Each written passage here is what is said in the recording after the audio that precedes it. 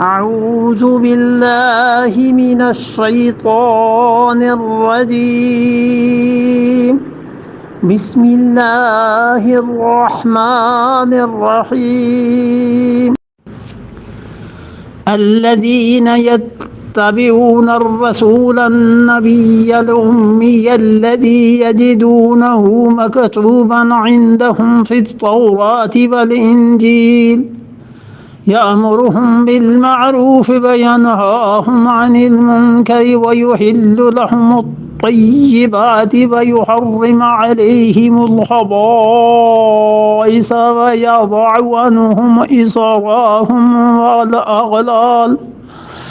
إصرهم والأغلال التي كانت عليهم فالذين آمنوا به وعزروه ونصروه واتبعوا النور الذي أنزل معه أولئك هم المفلحون صدق الله الذین وہ لوگ یتبعون الرسول النبی الامی اور جو پیروی کرتے ہیں اس رسول صلی اللہ علیہ وسلم کی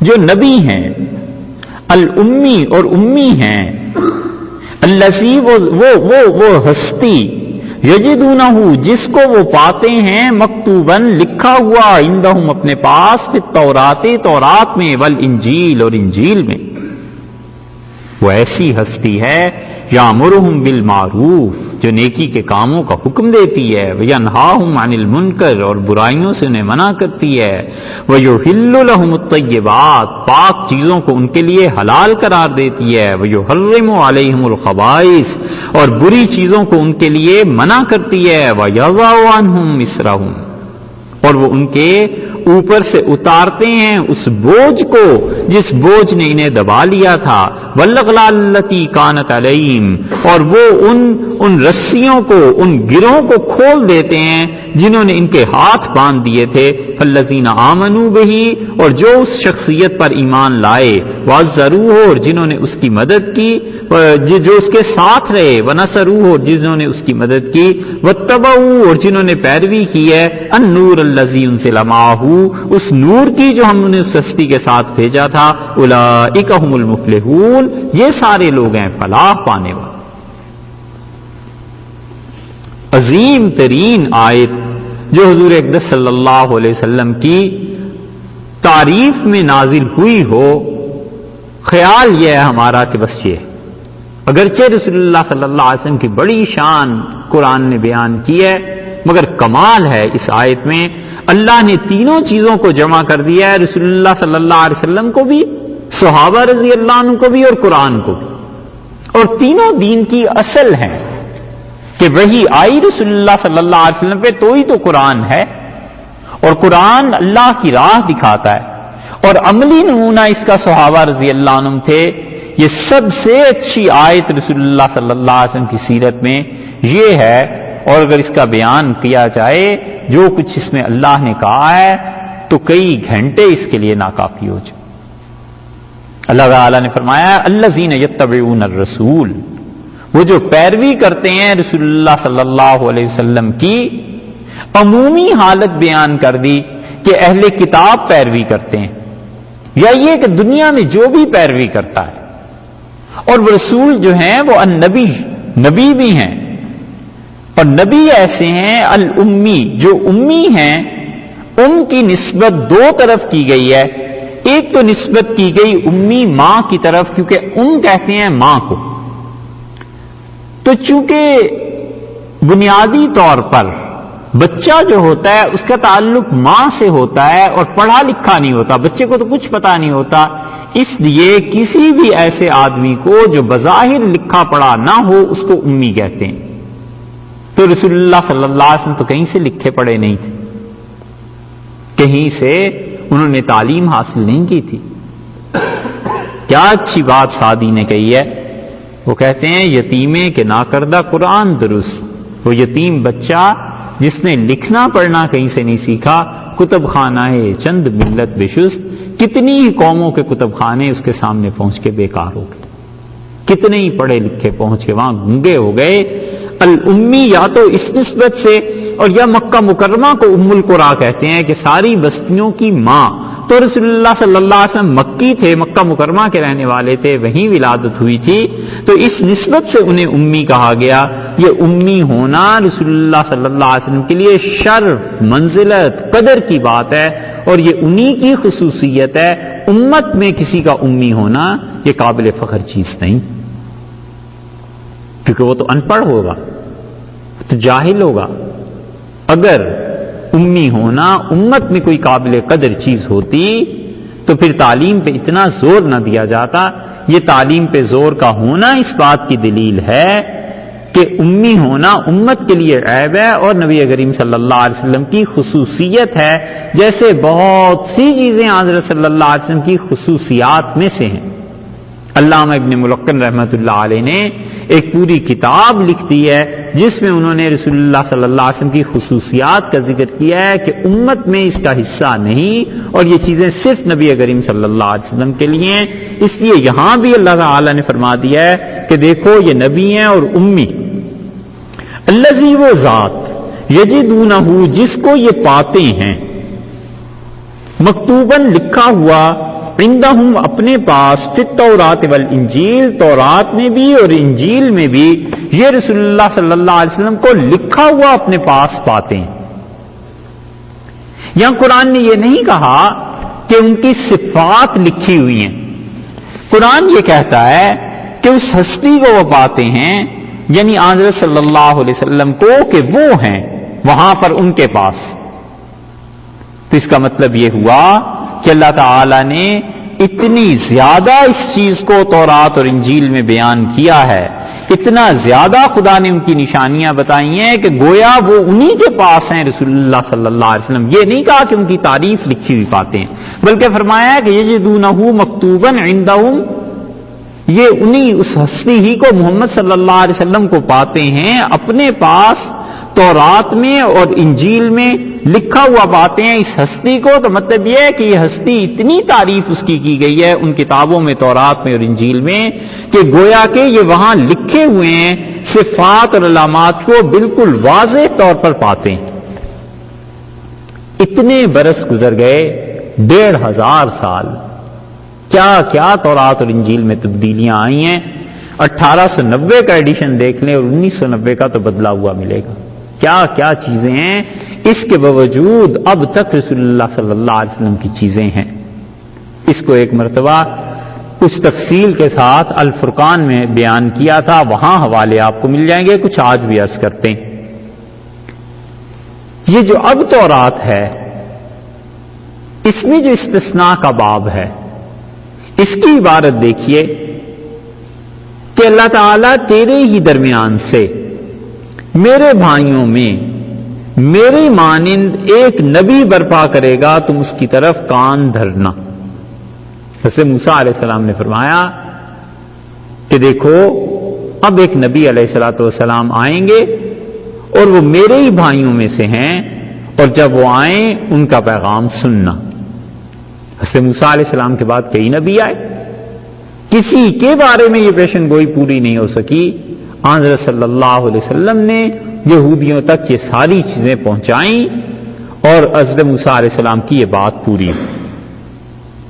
اسی استثناء کی ایک اور جملہ دیکھیے کہ حضرت موسیٰ علیہ السلام کہتے ہیں کہ خداوند سینا سے آیا اور شعیر سے ان پر طلوع ہوا، فاران ہی کے پہاڑ سے وہ جلوہ گر ہوا، 10,000 قدسیوں کے ساتھ آیا اور اس کے دائیں ہاتھ میں ایک آتشی شریعت ان کے لیے تھی. یہ فاران جو ہے نا، یہ مکہ ہی کا پہاڑ ہے، اور رسول اللہ صلی اللہ علیہ وسلم وہاں تشریف لائے. یہاں اس نے لکھا ہے، انہوں نے کہا کہ 10,000 اللہ کے اچھے بندوں کے ساتھ آئے گا. پوری تاریخ میں کہیں سے یہ ثابت کر دیں کہ اس پہاڑ پر 10,000 بندے کسی کے ساتھ آئے ہوں، بس اتنی سی بات. ہم سمجھتے ہیں یہ پیشن گوئی پوری ہوئی ہے رسول اللہ صلی اللہ علیہ وسلم کے حق میں یا تو فتح مکہ کے موقع پہ اور یا پھر حجۃ الوداع کے موقع پہ کہ فگرز جو لکھی گئی ہیں 10,000 کی بجائے اصل میں 1,00,000 ہوگی فگر، اور وہ لکھنے میں کچھ رہ گیا ہوگا، کیونکہ حجۃ الوداع میں آخری خطبہ جو رسول اللہ صلی اللہ علیہ وسلم دیا ہے وہ تو پورے دین کی اساس ہے، اور اس موقع پہ 1,00,000 آدمی حضرت صلی اللہ علیہ وسلم کے ساتھ تھے۔ کسی کے بارے میں یہ پیشن گوئی پوری نہیں ہو سکتی۔ فاران مکائی میں حتیٰ کہ انہوں نے پھر یہ زیادتی کرنا شروع کی کہ انہوں نے فاران کے پہاڑ کا نام تبدیل کرنے کی کوشش کر کے کہا کہ ایک پہاڑ وہاں پایا جاتا ہے اور اس کا نام فاران تھا۔ ایسی بات نہیں، فاران یہ وہی پہاڑ ہے جو مکہ مکرمہ میں تھا۔ اور سینا میں یہ جو تھے حضرت موسیٰ علیہ الصلوۃ والسلام آئے، شعیر جس پہاڑ کو کہتے ہیں یہ تو حضرت عیسیٰ علیہ الصلوۃ والسلام آئے ہیں۔ عبارت دیکھیں نا کہ شعیر میں وہ آئے، سینا سے آیا 2 نبی ہو گئے، اور فاران کے پہاڑ سے آیا تو یہ تو تیسرے نبی ہیں علیہ الصلوۃ والسلام جن کے ساتھ یہ آئے۔ حضرت اسماعیل علیہ الصلوۃ والسلام کی نسل کے متعلق تورات نے تصریح کی، حضرت داؤد علیہ الصلوۃ والسلام کے جو نغمات آتے ہیں اس میں یہ تصریح مل جائے گی کہ میں ساری پشتوں کو نام یاد دلاؤں گا اور لوگ ہمیشہ ہمیشہ اس کی تعریف کریں گے۔ یہ ستائش اور تعریف جو ہے یہ پرانی عبرانی زبان کے ماہرین کہتے ہیں کہ یہی محمد صلی اللہ علیہ وسلم کا نام تھا، یعنی وہ تعریف کرے گا ہمیشہ ہمیشہ کے لیے، اور یہ انہی کا نام۔ ایک جگہ آتا ہے اور وہ کہتے ہیں کہ وہ میرا بندہ جو آئے گا آخر پہ، یہ وہی چیز ہے جو ہم نماز میں پڑھتے ہیں کہ عبدہ، اللہ کا بندہ، اور اس کے رسول صلی اللہ علیہ وسلم، اور اس نے کہا کہ وہ میرا برگزیدہ ہوگا۔ خدا نے وحی کی بنی اسرائیل کے نبیوں پہ۔ یہ برگزیدہ کیا ہے؟ چنا ہوا، اسی کو تو مصطفیٰ کہتے ہیں عربی میں کہ جسے چن لیا گیا۔ اور پھر یہ بھی اس میں آیا کہ اس کی نبوت کو زوال نہیں ہوگا۔ اب یہ جو نبوت کو زوال نہ ہونا ہے یہ وہی چیز ہے جسے ہم کہتے ہیں کہ خاتم النبیین ہے، رسول اللہ صلی اللہ علیہ وسلم کوئی نبی نہیں، نبوت کا چاند پورا ہو گیا تھا، اور اب زوال نبوت میں تو نہیں آ سکتا تھا، اللہ نے اس چاند کو ہٹا لیا، بس ختم ہو گئی بات۔ یہ رسول اللہ صلی اللہ علیہ وسلم ہی کے تو متعلق ہے۔ اور ایک اور شہادت، عجیب و غریب باتیں ہیں اس میں کہ حضرت یحییٰ سے پوچھا گیا کہ تم کون ہو، اور حضرت یحییٰ علیہ الصلوۃ والسلام نے اپنے متعلق تصریف کی۔ یوحنا کا جو باب ہے نا اس میں آتا ہے کہ حضرت یحییٰ کے ظہور کے بعد یہودیوں نے یروشلم کے جو کاہن تھے ان کے پاس گئے اور انہوں نے کہا تم کون ہو؟ تو انہوں نے کہا کیا تم مسیح ہو جس نے آنا ہے؟ حضرت یحییٰ علیہ السلام نے کہا میں تو وہ نہیں ہوں۔ انہوں نے کہا کہ کیا تو ایلیا ہے؟ حضرت الیاس ہیں، الیجا، اس سے اردو میں ہمارے یہاں ایلیا ہی لکھتے۔ انہوں نے کہا کیا تم وہ ہو؟ اور عربی سے الیاس علیہ الصلوۃ والسلام سے بھی بعض تعبیر کرتے ہیں مفسرین۔ اس نے کہا میں وہ تو نہیں ہوں۔ انہوں نے کہا کیا تو وہ نبی ہے؟ یہ جو وہ نبی ہے نا یہ کون ہے؟ اس کا کوئی جواب نہیں دیتے۔ اور پھر یوحنا میں آگے ہی چل کے وہ کہتے ہیں کہ اگر تو نہ مسیح ہے نہ ایلیا ہے نہ ہی تو وہ نبی ہے جس نے آنا ہے تو پھر تم ہم پہ رنگ کیوں نہیں ڈالتے؟ بیپٹسٹ ہوتے ہیں نا جو رنگ ڈالتے ہیں، ان کا تم ہم پہ رنگ کیوں نہیں ڈالتے؟ یہ دلیل ہے اس بات کی کہ ایک نبی کے انتظار میں وہ لوگ تھے اور اس نبی علیہ الصلوۃ والسلام نے آنا تھا۔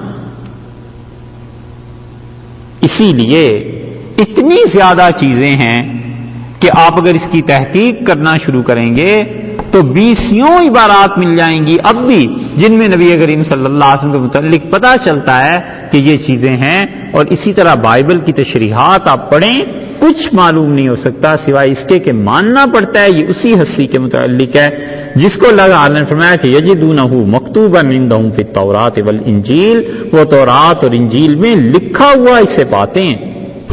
لکھا ہوا مطلب اتنی مرتبہ کہ گویا یہ ذات وہاں موجود ہے. اور ارشاد فرمایا یامرہم بالمعروف، اور یہ نبی صلی اللہ علیہ وسلم حکم دیتے ہیں نیکی کے کاموں کا. نیکی کے کام، لوگوں کے حقوق کی ادائیگی، یتیموں کا خیال، رشتہ داریوں کو جوڑنا، انسانیت کے مظالم کو ختم کرنا، اللہ کے ساتھ تعلق، باطن کی طہارت، سب چیزوں کا حکم دیتے ہیں. وَيَنْهَاهُمْ عَنِ الْمُنْكَرِ، اور برائیوں سے روکتے ہیں. ایک ایک چیز سے روکتے رہے، شفقت کے ساتھ، محبت کے ساتھ.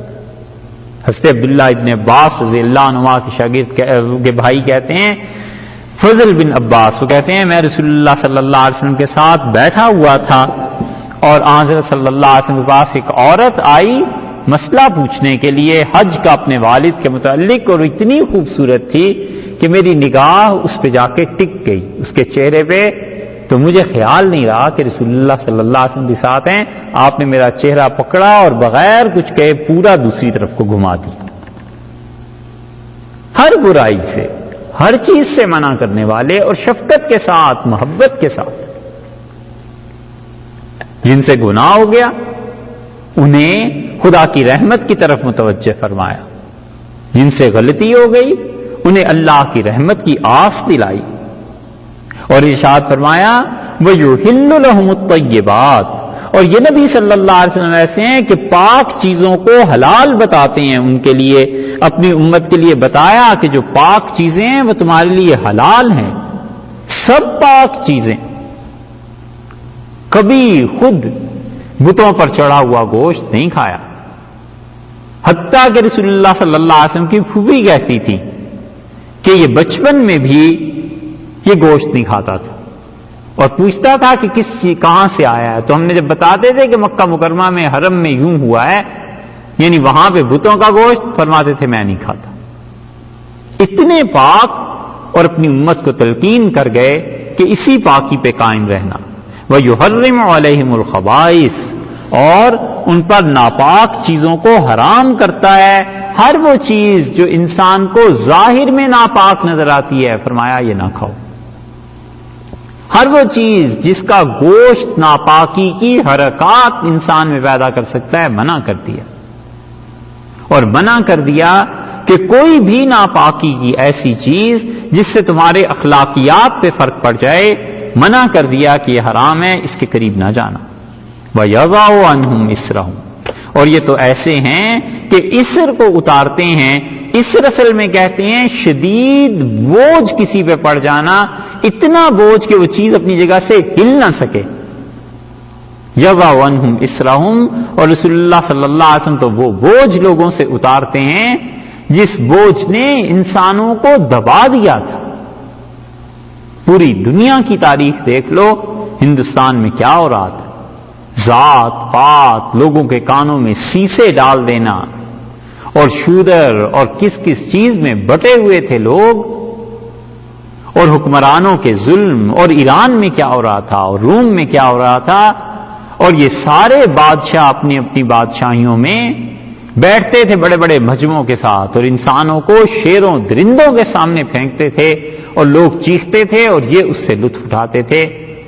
اور دنیا میں کیا ہو رہا تھا، اللہ نے اس ہستی کو بھیجا جب دنیا پوری ظلم سے معمور ہو گئی تھی اور تباہی مچ گئی تھی، اور لوگ تلاش میں تھے کہ کہیں سے روشنی کی کرن دکھائی دے، کہیں سے تو خدا تک پہنچنے کی راہ ملے. اللہ نے فرمایا یَضَعُ عَنْهُمْ إِصْرَهُمْ وَالْأَغْلَالَ الَّتِي كَانَتْ عَلَيْهِمْ، یہ ہمارے نبی صلی اللہ علیہ وسلم ہیں جو لوگوں سے وہ بوجھ دور کر دیتے ہیں جس بوجھ نے لوگوں کی حرکت، لوگوں کے چال چلن، لوگوں کا اٹھنا بیٹھنا جینا دوبھر کر دیا تھا. انہوں نے بتایا وَالْأَغْلَالَ الَّتِي كَانَتْ عَلَيْهِمْ. غل کہتے ہیں وہ بیڑی جسے دونوں ہاتھوں سے کو باندھ کے گردن میں لٹکا دیتے تھے مجرم کی. یوں سے باندھ دیا اور گردن میں سے لٹکا دیا. اب یہ غل ہے، اب یہ آدمی کچھ کر ہی نہیں سکتا. اللہ نے فرمایا ہے یہ ہمارے نبی صلی اللہ علیہ وسلم ایسے ہیں کہ یہ پھانسیاں جو لوگوں کو چڑھ گئی تھیں یہ انہوں نے آ کے ہٹائی.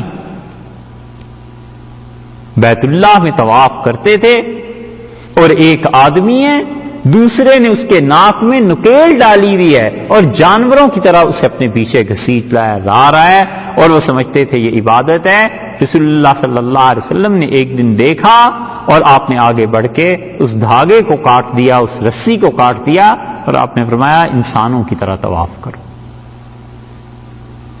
یہاں تک انسانیت گر گئی تھی. اللہ نے کہا ہے اس ہستی کو بھیجا. آپ موسیٰ علیہ السلام دعا مانگ رہے ہیں کہ ہنسنا چاہیے, تو تم دیکھو ہنسنا تو ان کے ساتھ ہے جو اتنے عظیم پیغمبر علیہ الصلوۃ والسلام ہیں. اور پھر جو جماعت ہم نے انہیں دی ہے فالذین آمنوا بہ, جو ان پر ایمان لائے ہیں, وعزروہ, اور وہ ان کے ساتھ رہیں. تعزیر کا مطلب یہ ہے کہ شدید محبت, شدید تعلق, اور یہ صحابہ کرام رضی اللہ عنہ کو رہا ہے رسول اللہ صلی اللہ علیہ وسلم کے ساتھ اتنا شدید تعلق رہا ہے کہ حضرت ابوبکر رضی اللہ عنہ تک اطلاع پہنچی کہ ایک آدمی یہ کہہ رہا ہے کہ میں رسول اللہ صلی اللہ علیہ وسلم کے انتقال کے بعد اب ان کی بیویوں میں سے کسی کو نکاح کا پیغام دینا چاہتا ہوں. حضرت ابوبکر رضی اللہ عنہ نے کہا اگر وہ مجھے مل گیا اور یہ بات اس نے کہہ دی تو میں اسے زندہ آگ میں ڈال دوں گا. اسے پتا نہیں ہے کہ رسول اللہ صلی اللہ علیہ وسلم کی عزت ان کی وفات کے بعد بھی قائم. ایسی عزت ہے. اللہ نے فرمایا ضرور انہوں نے ساتھ دیا اپنے پیغمبر علیہ الصلوۃ والسلام کا, اور اتنا ساتھ دیا کہ وفات کے بعد بھی انہی کے ساتھ دفن ہو گئے. اس سے زیادہ کیا ساتھ دیتے.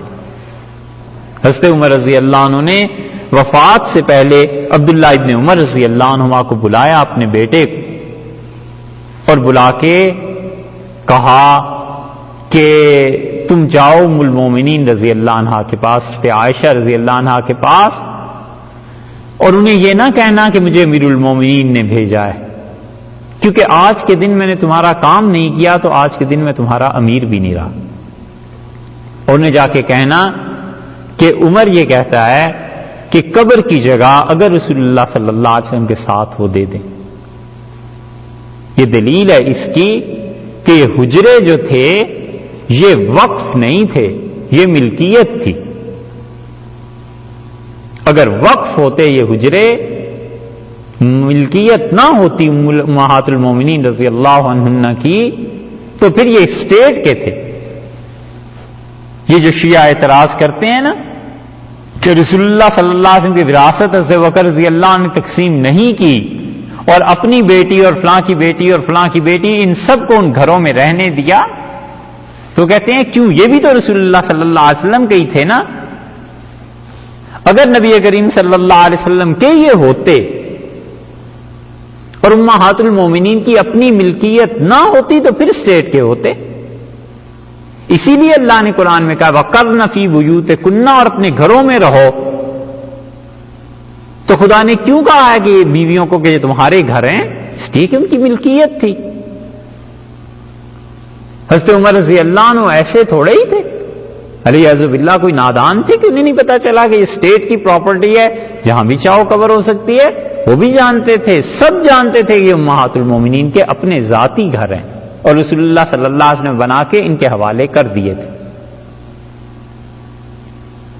تو عبداللہ ابن عمر رضی اللہ عنہ نے جا کے عرض کیا, تو انہوں نے کہا کہ میں اپنی متعلق سوچ رہی تھی کہ یہ قبر میری ہوگی, اور میں آج کے دن عمر کو اپنی جان پر ترجیح دیتی. اور جب جا کر انہوں نے پیغام دیا تو ابن عمر رضی اللہ عنہ کہتے تھے والد کی نگاہ دروازے کی طرف ٹک گئی, اور جب میں پہنچا ہوں یہ پیغام لے کے تو ان کا کیا بات ہے, میں نے انہیں بتایا تو انہوں نے بڑی خوشی اطمینان کا سانس لیا. ان کا اکبر ہمی ساری زندگی میں سب سے مشکل وقت یہی تھا جس کا تھا کہ ہوگا کیا, اگر ام المومنین نہ مانی پھر کیا ہو.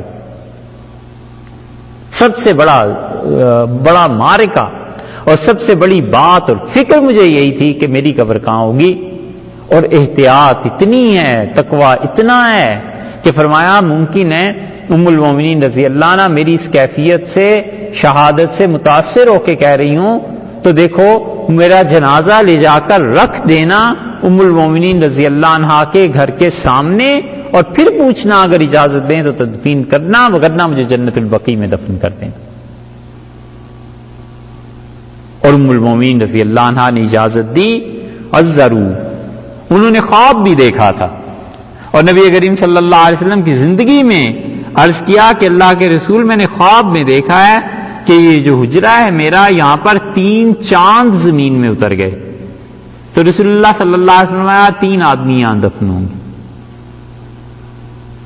عزروا، اللہ نے فرمایا انہوں نے ان کا ساتھ دیا، اور ایسا ویسا ساتھ دیا، ساری چیزیں چھوڑ کے آ گئے اور رسول اللہ صلی اللہ علیہ وسلم کے سامنے رکھ دی، اپنے گھر کے ساز و سامان، اپنی زندگی کی پونجیاں، کمائی، حتیٰ کہ زندگی رسول اللہ صلی اللہ علیہ وسلم کو دے دی کہ جو آپ چاہیں اب ہمارے ساتھ جیسے چاہیں اس پہ معلومے کر لیں۔ یہ ان کا ساتھ دینا تھا۔ دنیا میں کوئی کسی تحریک میں کوئی کسی کا اتنا ساتھ نہیں دے سکتا جتنا صحابہ رضی اللہ عنہم نے رسول اللہ صلی اللہ علیہ وسلم کا ساتھ دیا۔ نبوت تھی، وحی تھی، سب کچھ تھا، اور ہمت نہیں تھی مسلمانوں کی 5 برس تک کہ باہر نکل کے نماز پڑھ لیں حرم میں، یہاں تک کہ رسول اللہ صلی اللہ علیہ وسلم حبشہ ہجرت کر جاؤ، وہاں جا کے زندگی گزارو۔ اور پہلا دن ہے جب حضرت عمر رضی اللہ عنہ نے اسلام قبول کر لیا صبح، اور ظہر میں انہوں نے کہا اللہ کے رسول کیا ضرورت ہے ہمیں چھپ کے نماز پڑھنے کی، جب ہمارا دین حق ہے چلیں باہر جا کے نماز پڑھتے ہیں، اور باہر جا کر نماز انہوں نے پڑھی۔ اسی لیے عبداللہ ابن مسعود رضی اللہ عنہ کہتے تھے کہ عمر رضی اللہ عنہ جس دن اسلام میں داخل ہوئے بس وہ ہمارے لیے اسلام کے غالب آ جانے کا دن تھا، اور جب عمر رضی اللہ عنہ کی شہادت ہوئی تو بس پھر اس کے بعد وہ زوال شروع ہو گئی۔ وَنَصَرُوا، اور یہ وہ ہیں جنہوں نے مدد کی ہے اپنے نبی صلی اللہ علیہ وسلم کی۔ یہ نصر آگے سورہ توبہ میں بھی آتی ہے، اِلَّا تَنْصُرُوا، اگر تم اس کی مدد آج نہیں کرو گے، خدا نے اس وقت اس کی مدد کی ہے جب یہ دونوں غار میں تھے۔ صحابہ کرام رضی اللہ عنہم نے اتنی مدد کی رسول اللہ صلی اللہ علیہ وسلم کی، اپنی طرف سے پھولوں کی سیج پہ انہوں نے رکھا ہے۔ یہ ان کی جماعت ہو گئی۔ 2 چیزیں ہو گئی، وَاتَّبَعُوا النُّورَ، اور انہوں نے پیروی کی اس نور کی، الَّذِي أُنزِلَ مَعَهُ، جو رسول اللہ صلی اللہ علیہ وسلم کے ساتھ نازل کیا گیا تھا، یعنی ان کے اوپر نازل کیا تھا قرآن۔ ساری خلافت راشدہ قرآن ہی کا دستور رہا، قرآن ہی کا عمل رہا، قرآن ہی پہ عمل کرتے رہے، اور اسی کے احکامات کو وہ جاری بھی کرتے رہے، اور اسی سے وہ ہدایت اور راہیں بھی دیکھتے رہے۔ مسلمانوں میں یہ رہا ہے یہاں تک کہ اورنگزیب عالمگیر رحمت اللہ علیہ تک بھی رہا ہے۔